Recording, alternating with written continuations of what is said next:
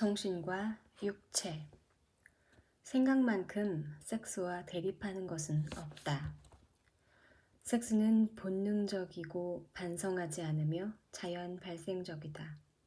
이에 반해 생각은 신중하고 말려들지 않으려 하고 판단하려고 한다. 내가 섹스를 하는 동안에 생각을 했다는 것은 성적 교류의 근본 법칙을 어긴 것이다. 그러나 선택의 여지가 있었을까? 가장 달콤한 키스. 키스라면 이래야 한다고 꿈꾸어오던 키스였다. 가볍게 스치다가 머뭇머뭇 살며시 밀고 나가자 우리 살갗에서 독특한 맛이 풍겨나왔다. 이어서 압력이 강해지고 우리 입술은 떨어졌다가 다시 붙었다. 두 입은 헐떡거리며 욕망을 표현했다. 내 입술은 잠시 클로이의 입술을 떠나 그녀의 뺨, 관자놀이, 귀를 찾았다. 그녀는 자신의 몸을 내 몸에 밀착시켰고 우리의 다리가 얽혔다. 아찔하는 느낌과 함께 둘 다 소파로 쓰러졌다. 우리는 웃음을 터뜨리며 서로에게 매달렸다. 그러나 이런 에덴을 방해한 것이 있었다. 클로이의 거실에서 뒹굴며 그녀와 입을 맞추고 옆에서 그녀의 뜨거움을 느끼는 것이 무척이나 이상한 일이라는 생각이었다. 이제까지의 그 모든 모호함 뒤에 아주 갑자기 키스가 찾아왔기 때문에 내 정신은 사태의 주도권을 육체에 이양하는 것을 거부하고 있었다. 내 관심을 집요하게 물고 늘어지는 것은 키스 자체가 아니라 키스에 대한 생각이었다. 몇 시간 전까지만 해도 몸을 철저한 프라이버시의 영역으로 간직하던 여자가 이제 내 앞에서 옷을 벗을 준비를 하고 있었다.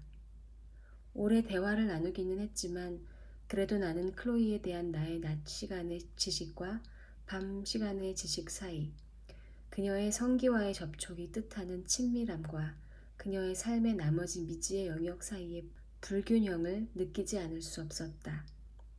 우리의 육체적 헐떡거림과 더불어 피어나는 그런 생각들은 무례하게도 욕망의 법칙들에 맞서서 불쾌할 정도의 객관성을 끌고 들어오고 그럼으로써 우리와 함께 방아내는 제3자, 지켜보고 관찰하고 또 심지어 판단까지 하는 자의 위치에 올라서려고 하는 것 같았다.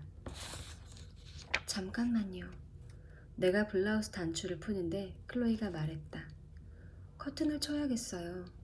밖에 있는 사람들이 죄다 우리를 보게 하고 싶지는 않아요. 하지만 아니면 침대로 갈까요? 그곳이 더 넓은데. 우리는 비좁은 소파에서 몸을 일으켜 어두운 실내를 통과하여 클로이의 침실로 들어갔다. 중앙에 크고 흰 침대가 놓여있고 그 위에 쿠션과 신문, 책과 전화기가 쌓여 있었다. 지저분해서 미안해요. 아파트의 나머지 공간은 남들에게 보여주는 곳이고 이곳이 내가 진짜 사는 곳이에요. 그 지저분한 곳에 동물이 한 마리 있었다. 구피예요. 내 첫사랑이죠.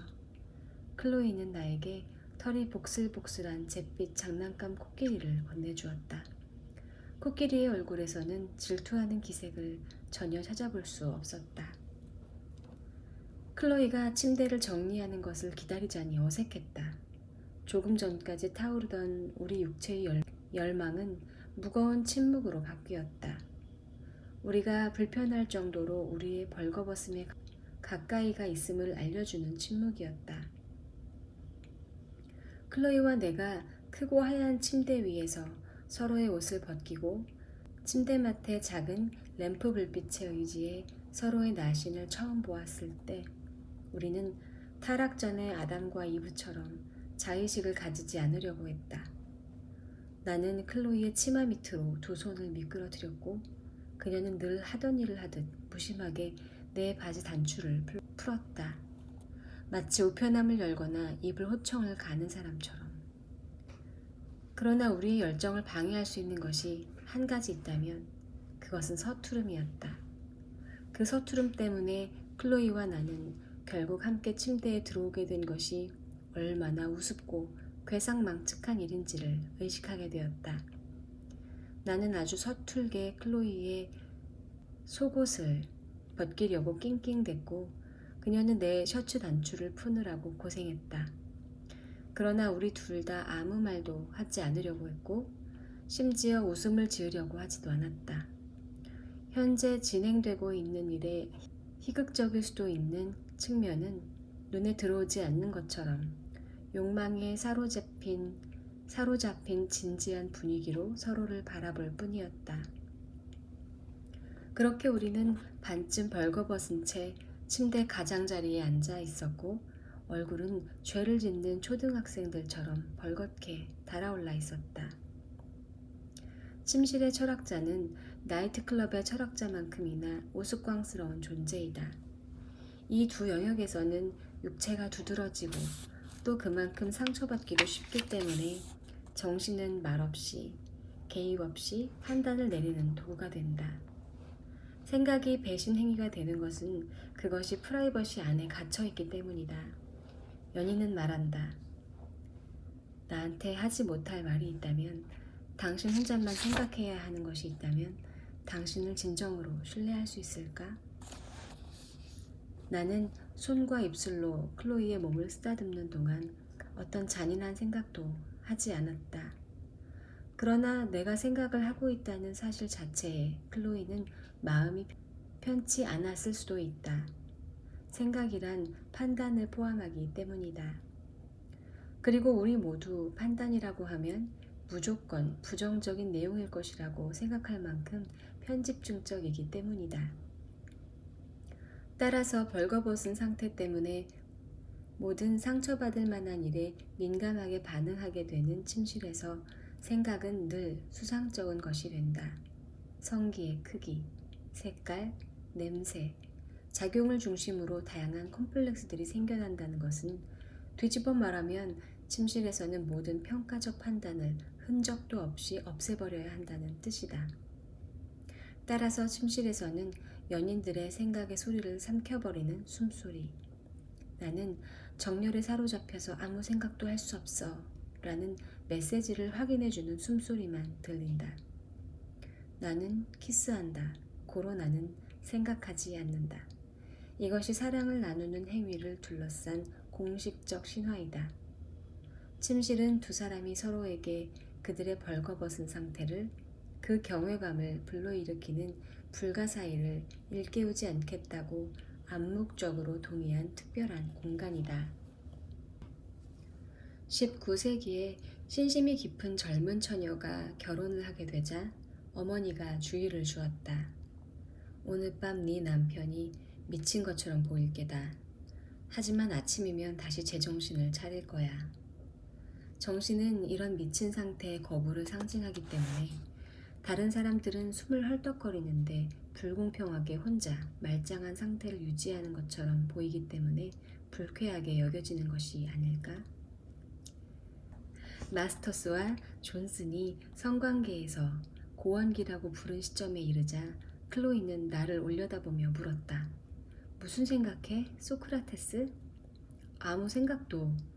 내가 대답했다. 거짓말. 눈에 다 쓰여 있는데 왜 웃음을 짓는 거야? 아무것도 아니라고 했잖아. 아니면 모든 것 다일지도 모르지. 1000가지 일들. 클로이, 오늘 저녁 우리가 여기까지 오게 된 것 이상하면서도 편안하다는 느낌. 이상해? 모르겠어. 그래, 이상해. 나는 어린아이처럼 자의식을 느끼고 있는 것 같아. 클로이는 웃음을 지었다. 뭐가 그렇게 웃겨? 잠깐 둘러봐. 왜? 그냥 둘러봐. 방 한쪽 편 서랍장 위쪽에 커다란 거울이 하나 걸려 있었다. 클로이의 시야에 잘 들어오도록 각도가 잡혀 있었다. 거울에는 시트를 휘감은 채 함께 누워있는 우리 두 사람의 몸이 비치고 있었다. 클로이가 쭉 우리를 지켜보고 있었던 것일까? 미안해. 미리 말했어야 하는 건데. 클로이는 웃음을 지으며 말을 이었다. 그냥 물어보고 싶지가 않았어. 첫날 밤이니까. 괜히 자의식을 느낄까봐. 마르크스주의. 보답받지 못하는 사랑에 빠져 어떤 사람을 보면서 그 사람과 함께 천국에서 누리는 기쁨을 상상할 때 우리는 한 가지 중요한 위험을 잊기 쉽다. 정작 상대가 나를 사랑해 줄 경우에 그 사람의 매력이 순식간에 빛이 바랄 수가 있다는 것이다. 우리는 타락한 우리 자신으로부터 벗어나 이상적인 사람과 함께 있고 싶어서 사랑을 한다. 그런데 그런 존재가 어느 날 마음을 바꾸어 나를 사랑한다면 어떻게 될까? 나는 충격을 받을 수밖에 없다. 그 사람이 나 같은 사람을 사랑할 만하다고 인정한다는 것은 그 사람의 취향에 뭔가 문제가 있다는 것인데, 그런 문제가 있는 사람이 어떻게 내가 바라던 대로 멋진 사람일 수 있을까? 사랑을 하기 위해서는 상대가 어떤 면에서 나보다 낫다고 믿어야만 한다면 상대가 나의 사랑에 보답을 할 때 잔인한 역설이 나타나게 되는 것이 아닐까? 우리는 묻게 된다. 그녀가 정말로 그렇게 멋진 사람이라면 어떻게 나 같은 사람을 사랑할 수 있을까? 인간 심리를 연구하는 사람들에게 사건 다음 날 아침만큼 비옥한 영토는 없다. 그러나 클로이에게는 잠에서 빠져나오자마자 해야 할 급한 볼일들이 있었다. 그녀는 우선 옆에 욕실로 머리를 감으러 갔다. 나는 잠을 자면서 타일에 물이 부딪히는 소리를 들었다. 나는 침대에 그대로 누워 시트 속에 남아있는 그녀의 몸의 형태와 냄새에 쌓여 있었다. 토요일 아침이었다. 12월 태양의 소심한 빗줄기들이 커튼 사이로 스며들었다. 그녀의 내부 성소에 몸을 웅크리고 누워서 그녀의 일상을 이루는 물체들, 매일 아침 그녀가 깨어나서 바라보는 벽, 그녀의 자명종, 아스피린 묶음, 침대 옆 탁자의 손목시계와 귀걸이를 본다는 것은 특권이었다. 나의 사랑은 클로이가 소유한 모든 것, 아직 완전히 발견하지는 못했지만 무한히 풍부해 보이는 삶의 물질적 기호들에 대한 매혹으로 나타났다. 일상적인 것이라도 특별한 사람의 손에 들어가게 되면 경의의 빛을 발산하기 마련이다. 한쪽 구석에 밝은 노란색 라디오가 있고 마티스의 그림 인쇄물 하나가 의자에 기대어 놓여 있고 전날 밤의 옷은 거울 옆에 옷장에 걸려 있었다. 서랍장 위에는 문고본이 쌓여 있었다.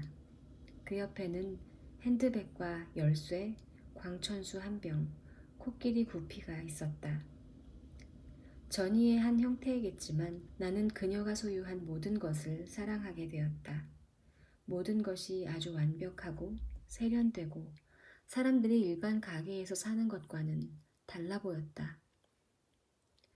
내 속옷을 입어보고 있었어? 잠시 후 클로이가 보풀보풀한 하얀 가운을 입고 머리에는 수건을 두른 차림으로 욕실에서 나오며 묻더니 덧붙였다. 지금까지 뭐 했어? 침대에서 나와. 우리의 하루를 낭비할 수는 없잖아. 나는 장난스럽게 한숨을 쉬었다. 나는 가서 아침을 준비할게. 그동안 샤워라도 해. 벽장에 깨끗한 수건이 있으니까. 참, 그런데 키스 한번 어때? 욕실은 또 하나의 경의의 공간이었다. 단지, 로션, 약, 향수로 가득했다.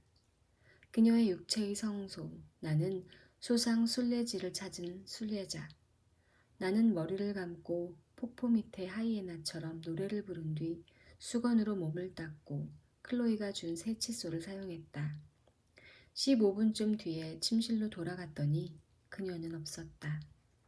침대는 정리되어 있었고 방은 말끔했고 커튼은 젖혀져 있었다. 클로이는 토스트 정도 굽는 것이 아니었다. 아예 잔치상을 준비하는 중이었다.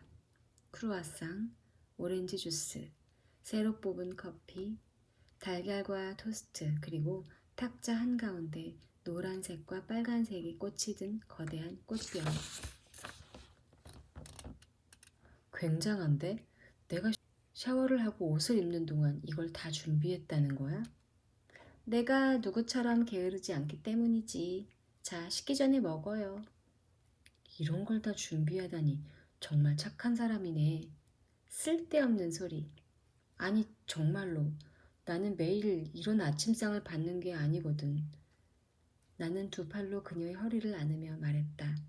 그녀는 나를 돌아보지는 않고 내 손을 잡더니 잠시 꼭 쥐었다. 그렇게 좋아할 필요 없어. 이건 특별히 차린 게 아니거든. 나는 주말마다 이렇게 먹는단 말이야. 그녀의 거짓말은 그녀가 가지고 있는 자부심의 징후였다. 그녀는 낭만적인 것을 비웃는 데, 감상적인 것을 배격하는 데, 사무적인 태도를 취하고 거리를 두는 데에 어떤 자부심을 느꼈다. 그러나 속으로는 정반대였다. 이상주의적이고 몽상적이고 베풀려고 하고 입으로는 죽을 쓰는 것이라고 배격하는 모든 것에 깊은 애착을 느꼈다. 훌륭한 죽 같은 아침 식사 동안 나는 너무나 뻔한 것을 새삼스럽게 깨달았다. 어찌된 일인지 그것은 나에게 예기치 못한 일로 아주 복잡한 일로 다가왔다. 다름이 아니라 내가 클로이에게 몇 주 동안 느껴오던 것을 클로이도 나에게 약간은 느끼게 되었다는 사실이다. 객관적으로 보자면 특별할 것도 없는 일이지만 나는 그녀를 사랑하게 되면서 어쩐 일인지 보답을 받을 가능성은 전혀 고려하지 않았었다. 나는 사랑받는 것보다 사랑하는 데에 더 무게를 두고 있었다. 내가 사랑하는 일에 집중했던 것은 아마도 사랑을 받는 것보다는 사랑을 하는 것이 언제나 덜 복잡하기 때문일 것이며 큐피트의 화살을 맞기보다는 쏘는 것이 받는 것보다는 주는 것이 쉽기 때문일 것이다. 아침을 먹으면서 내가 생각했던 것은 이런 받는 것의 어려움이었다. 크루아상은 평소보다 더 버터가 많았고 커피는 평소보다 향기가 더 좋았지만 그것들이 상징하는 어떤 관심과 애정 때문에 나는 곤혹스러웠다. 클로이는 전날 밤에 나에게 몸을 열었고 아침에는 부엌을 열었다. 그러나 나는 이제 내가 무엇을 했다고 이런 것을 받을 자격이 생겼단 말인가 하는 생각이 머릿속에서 맴돌 정도로 불편함을 느끼게 되었다. 짜증에 가까웠다. 스스로 사랑받을 만한 존재라고 확신하지 않는 경우에 타인의 애정을 받으면 무슨 일을 했는지도 모르면서 훈장을 받는 느낌이 든다. 불행하게도 그런 유형의 사람을 위해서 아침 식사를 준비하게 된 사람은 모든 거짓 아첨꾼들이 당하기 마련인 역습에 대비해 마음의 준비를 해야 한다. 무엇을 둘러싼 말다툼인가는 그것을 핑계 삼은 불편보다 중요하지 않은 법. 우리의 말다툼은 딸기잼을 놓고 벌어졌다. 딸기잼 없어? 나는 음식이 가득한 식탁을 둘러보며 물었다. 없어. 하지만 나무 딸기잼은 있는데 괜찮아? 뭐 괜찮다고 해두지. 검은 딸기도 있는데. 나는 검은 딸기는 싫어. 검은 딸기 좋아해? 안 좋을 게 뭐 있어? 나는 끔찍해. 그러니까 괜찮은 잼은 없다 이거지? 나 같으면 그런 식으로 말하지 않을 것 같은데. 지금 식탁 위에 잼이 5가지나 있어. 단지 딸기가 없다 뿐이지. 알겠어. 그걸 가지고 뭐 그렇게 난리야. 나는 괜찮은 잼 없이 아침을 먹는 것을 싫어하거든. 괜찮은 잼이 있지. 단지 네가 좋아하는 게 없다 뿐이지. 가게가 멀어? 가게가 멀어? 왜? 가서 사오려고. 맙소사, 이제 막 식사를 하려고 앉았잖아. 지금 나갔다 오면 다 식을 거야. 갔다 올래. 왜? 다 식으면 어쩌려고. 잼이 있어야 하거든. 그게 이유야. 대체 왜 이래? 왜 이러긴. 내가 뭘 어쨌는데.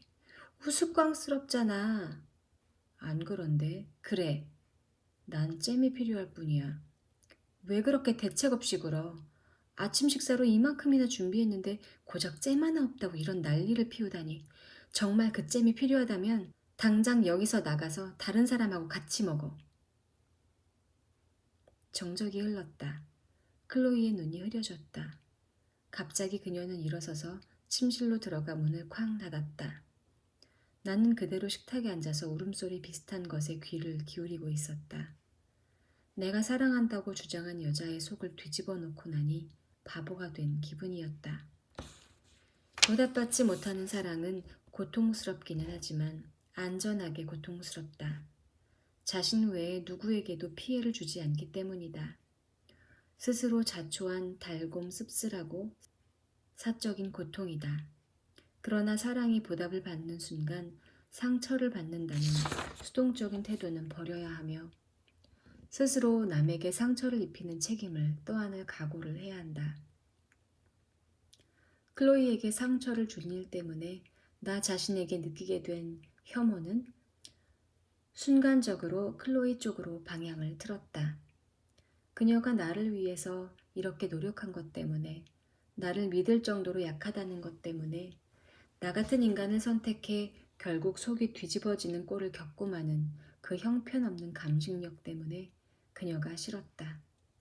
나한테 칫솔을 주고 아침 식사를 준비해주고 어린애처럼 침실에서 우는 것이 갑자기 너무 비루해 보였다. 나는 그녀의 이런 약한 모습에 벌을 주고 싶은 강렬한 충동에 사로잡혔다. 내가 어쩌다가 이런 괴물이 되었을까? 내가 늘 일종의 마르크스주의자라는 사실이 문제였다. 우리가 아는 또 다른 마르크스는 자신과 같은 사람을 회원으로 받아들여줄 클럽에는 가입할 생각이 없다고 농담을 했다. 이 농담은 클럽 회원권과 마찬가지로 사랑에도 적용되는 진리이다. 우리는 다음과 같은 터무니없는 모순 때문에 마르크스주의자의 입장에 대해서 웃음을 터뜨리게 된다. 클럽에 가입하기를 소망하면서 그것이 실현되자마자 그 소망을 잃어버리는 것이 어떻게 가능한가? 클로이가 나를 사랑하기를 바랐으면서 막상 그녀가 나를 사랑하자 그녀에게 화를 내는 것은 어떻게 된 일인가? 어쩌면 어떤 사랑은 아름답거나 고귀한 존재와 사랑의 동맹을 맺음으로써 우리 자신과 우리의 약점에서 벗어나고자 하는 충동에서 비롯되는지도 모르기 때문이다. 그러나 우리가 사랑하는 사람이 우리를 사랑해준다면 우리는 우리 자신으로 돌아와 우리를 애초에 사랑으로 몰고 간 것들을 떠올리게 된다. 어쩌면 우리가 원했던 것은 사랑이 아니었는지도 모른다. 어쩌면 그저 믿을 수 있는 어떤 사람이었는지도 모른다. 그런데 이제 우리가 사랑하는 사람이 우리를 믿게 되었으니 우리가 어떻게 계속해서 그 사람을 믿을 수 있단 말인가. 클로이가 나 같은 불안당을 감정 생활의 중심에 올려놓는다는 것은 생각조차 할 수 없는 일 아닐까? 클로이가 그렇게 하는 것이 어떻게 정당화될 수 있을까? 그녀가 조금이나마 나를 사랑하는 것처럼 보이는 것은 그녀가 나를 오해했기 때문이 아닐까? 마르크스주의자들은 보답받지 못하는 사랑에 빠져서 자신의 사랑이 보답받기를 갈망하지만 무의식적으로 자신의 꿈이 공상의 영역에 남아있는 것을 더 좋아한다. 다른 사람들이 나보다 나 자신을 더 낮게 생각할 이유가 어디 있는가? 사랑하는 사람이 마르크스주의자를 우습게 생각할 때에만 마르크스주의자는 사랑하는 사람을 계속해서 최대로 존중하게 된다. 클로이가 나와 함께 자고 나에게 잘해줌으로써 오히려 그녀에 대한 내 평가 점수가 낮아졌다면 그것은 혹시 그녀가 그 과정에서 나라고 하는 심한 전염병에 감염되었기 때문이 아닐까? 나는 다른 사람들에게서도 마르크스주의가 영향력을 행사하는 것을 자주 보았다. 16살 때 15살짜리 여자아이를 잠시 사랑하게 된 적이 있다. 그녀는 학교 배구팀 주장이었고 아주 아름다웠으며 열렬한 마르크스주의자였다. 그녀는 언젠가 학교 식당에서 내가 사준 오렌지 스쿼시를 앞에 놓고 앉아서 이렇게 말했다. 어떤 남자가 9시에 전화를 걸겠다고 하고 진짜로 9시에 전화를 하면 나는 그 전화를 받지 않아. 결국 그 남자가 필사적으로 얻으려고 하는 것이 뭐겠어? 내가 좋아하는 유일한 남자는 나를 계속 기다리게 하는 남자야. 9시 30분이 되면 나는 그 남자를 위해서 무엇이라도 해주고 싶은 마음이 되거든. 나는 그 나이에도 그 애의 마르크스주의를 직관적으로 이해했던 것 같다. 그 애의 말이나 행동에 관심이 없는 척하려고 노력했기 때문이다. 덕분에 나는 몇 주 뒤에 처음으로 그 애와 키스를 할 수 있었다. 하지만 그 애가 의문의 여지 없이 아름다웠음에도 우리의 관계는 지속되지 않았다. 늘 약속 시간보다 늦게 전화를 걸어야 하는 것에 내가 먼저 지쳤기 때문이다. 몇 년 뒤에 다른 여자를 만났는데 그 애는 자신의 사랑을 얻으려면 남자가 어떤 식으로든 어느 날 아침 그 애와 공원으로 산책을 나가기로 하고 나는 낡고 몹시 역겨운 강철빛 청색 풀오버 스웨터를 입고 나갔다. 어머, 그런 꼴하고는 나하고 절대로 같이 다닐 수 없어. 소피는 내가 계단을 올라오는 모습을 보더니 이렇게 소리쳤다. 내가 그런 옷을 입은 사람하고 함께 있는 모습을 누구한테 보여줄 거라고 생각했다면 큰 오산이야.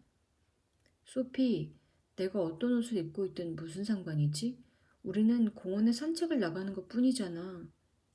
나는 그의 말이 혹시 진심일까 걱정하면서 대꾸했다. 어디를 가는 것이든 상관없어. 하여간 다른 옷을 입지 않으면 함께 공원에 가지 않을 거야. 그러나 나는 갑자기 고집이 생겨서 소피의 말을 듣지 않았다. 내가 그 스웨터를 입고 가겠다고 박박 우기는 바람에 잠시 후 나는 그 역겨운 옷을 입은 채 소피와 함께 로열 호스피틀 가든스로 향하게 되었다. 공원 정문에 도착하자 그때까지도 약간 셀쭉해 있던 소피가 갑자기 침묵을 깨면서 내 팔을 잡더니 나에게 입을 맞추며 마르크스주의의 진수가 담겨 있다고 할 만한 이야기를 했다. 걱정 마. 나는 너한테 화나지 않았어. 나는 네가 그 끔찍한 것을 입고 있어서 기뻐. 만일 네가 나 하라는 대로만 했다면 나는 네가 너무 나약하다고 생각했을 거야. 누군가로부터 사랑을 받는다는 것은 우리가 똑같은 요구를 공유하고 있음을 깨닫는 것이다. 우리가 누군가에게 마음이 끌리는 상태의 핵심에 그 요구가 놓여 있다. 알베르 까미는 우리가 다른 사람과 사랑에 빠지는 것은 그 사람이 밖에서 보기에 매우 온전해 보이고 육체적으로 온전하고 감정적으로 통합되어 보이고 주관적으로 자신을 보면 몹시 분산되어 있고 혼란스럽기 때문이라고 말했다. 만일 우리 내부에 부족한 데가 전혀 없다면 우리는 사랑을 하지 않겠지만 상대에게서도 비슷하게 부족한 데를 발견하면 불쾌감을 느낀다. 답을 찾기를 기대했지만 우리 자신의 문제의 복사본만 보게 되었기 때문이다. 서양 사상의 오래되고 우울한 전통은 사랑은 본질적으로 보답받을 수 없는 마르크스주의적인 감정이라고 주장한다. 상호 간의 사랑이 불가능하기 때문에 욕망은 더 커진다는 것이다. 이런 관점에 의하면 사랑은 방향일 뿐 공간은 아니다. 목표를 성취하면 침대에서건 어떤 식으로건 사랑하는 사람을 소유하면 소진되어 버린다. 12세기 프로방스의 음유 시인들의 시는 모두 성교를 미루는 것에 초점을 맞춘다. 시인은 되풀이하여 남자의 간절한 제안을 거절하는 여자에게 탄식을 늘어놓는다. 400년 뒤의 몽테뉴는 이렇게 말했다. 사랑에는 우리를 피해서 달아나는 것을 미친 듯이 쫓아가는 욕망밖에 없다. 아나톨 프랑스 역시 우리가 이미 가진 것을 사랑하는 것은 관례적이지 않다는 말로 같은 입장을 보여주었다. 스탕달은 사랑은 사랑하는 사람을 잃을 것이라는 두려움을 기초로 해서만 생길 수 있다고 생각했다. 드니드 르주몽은 이렇게 말했다. 사람들은 가장 넘기 힘든 장애를 가장 좋아한다. 그것이 정열을 강하게 불태우는데 가장 적합하기 때문이다. 이런 관점을 따르면 연인들은 누군가를 향한 갈망과 그런 갈망을 없애고자 하는 바람 사이를 왔다 갔다 하는 일 외에 아무것도 할 수 없다. 클로이와 나는 바로 그러한 마르크스주의적인 나선의 덫에 걸릴 위험이 있었다. 그러나 그것보다는 행복한 해결책이 나타났다. 집에 돌아갔을 때 나는 아침 식사 일로 인한 죄책감에 젖어 있었고 부끄러웠고 사과하고 싶은 마음이었다. 클로이를 다시 얻기 위해서는 무슨 짓이라도 할 준비가 되어 있었다. 쉽지는 않았다. 그녀는 처음에는 전화를 끊었고 이어서 너는 함께 잔 여자에게 시시한 건달 똘마니처럼 행동하는 버릇이 있느냐고 물었다. 그러나 사과, 모욕, 웃음, 눈물 뒤에 그날 오후 로미오와 줄리엣은 다시 만나게 되었다. 죽을 수는 방식으로 어둠 속에서 손을 잡고 4시 30분에 내셔널 영화관에서 사랑과 죽음을 보았다. 적어도 지금까지는 해피엔딩이었다. 대부분의 관계에는 보통 마르크스주의적인 순간이 있다. 사랑이 보답을 받는 것이 분명해지는 순간이다. 그 순간을 어떻게 해치고 나아가느냐 하는 것은 자기 사랑과 자기 혐오 사이의 균형에 달려 있다. 자기 혐오가 우위를 차지하면 사랑의 보답을 받게 된 사람은 사랑하는 사람이 자신에게 잘 맞지 않는다고 말할 것이다. 그러나 자기 사랑이 우위를 차지하면 사랑이 보답받게 되는 것은 사랑하는 사람이 수준이 낮다는 증거가 아니라 자신이 사랑받을 만한 존재가 되었다는 증거임을 인정하게 될 것이다.